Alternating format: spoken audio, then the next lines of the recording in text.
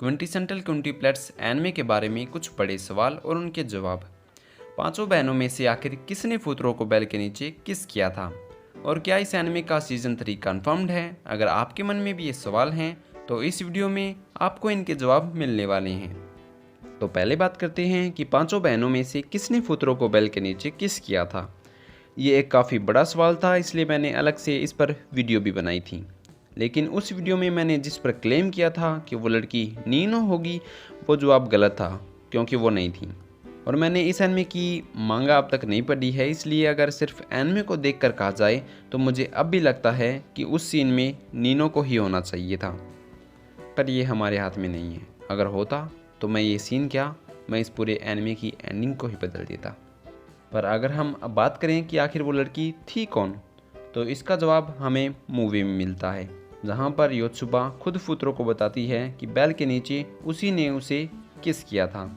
हालांकि मुझे ये बात जज नहीं रही है, पर सोर्स की माने तो यही सच है। और अब आते हैं अपने अगले सवाल पर कि क्या क्विंटीप्लेट्स मूवी की एंडिंग मांगा की ओरिजिनल एंडिंग से अलग है? तो इसका जवाब है नहीं, अलग नहीं है। ये मूवी मंगा की ओरिजिनल स्टोरी को ही फॉलो करती है, इसलिए मूवी की एंडिंग मंगा की एंडिंग से अलग बिल्कुल भी नहीं है। अब आते हैं अगले सवाल पर कि रीना कौन थी। ये भी इस एनिमे का एक ऐसा सवाल है जो बहुत से लोगों के लिए एक मिस्ट्री बना हुआ है, इसलिए इसे इस वीडियो में शामिल करना ज़रूरी है।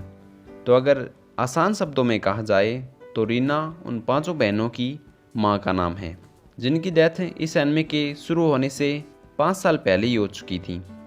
लेकिन अब आपके मन में ये सवाल आ रहा होगा कि फिर फुतरो से झील पर मिलने के लिए रीना के रूप में कौन आया था? तो इसका जवाब है कि वो इत्सुकी थी, जो फुतरो को उसके दुख भरे अतीत से बाहर निकालने के लिए रीना बनकर उसके सामने आई थी। और पांचों बहनें अपनी पहचान जब उन्हें छुपानी होती है तो वो अपनी माँ का नाम यूज़ करती हैं, और इत्सुकी ने भी ऐसा ही किया था। लेकिन उस समय फुतरो को देखकर लग रहा था कि वो रीना को जानता था। और इससे एक और सवाल उठता है कि फिर फुतरो रीना को कैसे जानता था? क्या रीना उसका पहला प्यार थी? तो इसका जवाब है नहीं। क्विंटीप्लेट्स की माँ फुतरो का पहला प्यार नहीं थी।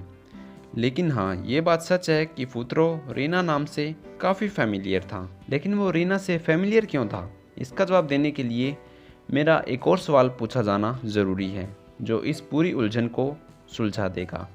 और वो सवाल है कि क्योतो गर्ल, या कहें इस फोटो में ये लड़की कौन है?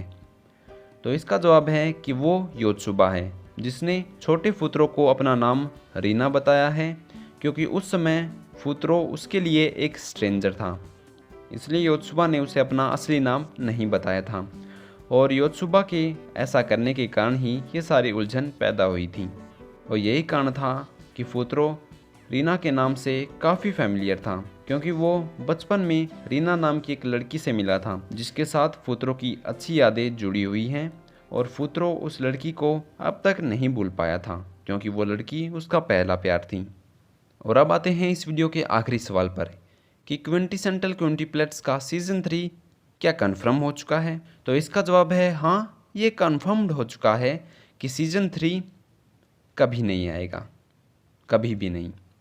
और ये बात मैंने पहले भी अपनी वीडियो में बताई है, लेकिन आपके मन में अभी भी ये सवाल है, तो इसका मतलब है कि आपने अभी तक मेरी वो वीडियो नहीं देखी है।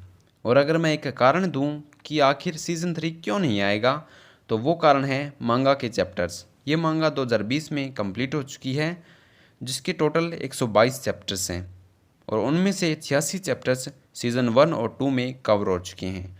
और 136 मिनट की मूवी में ऑलमोस्ट सभी चैप्टर्स आ चुके हैं और एंडिंग भी आ चुकी है।